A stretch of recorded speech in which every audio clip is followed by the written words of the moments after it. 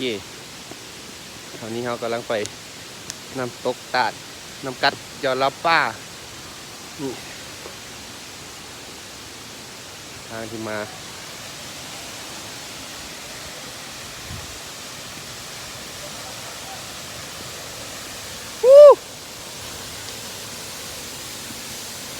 มีเสียงน้ำตกวะ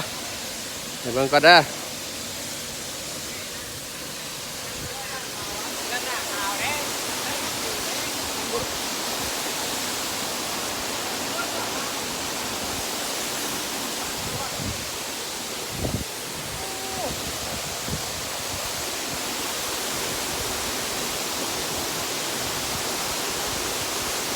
น้ำกัดยอดลับป้า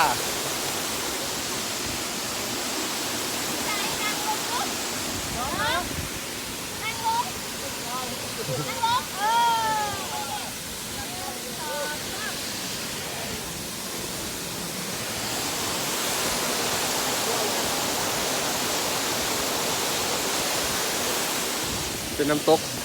ของแกงอุดมไซยอดโบเสีย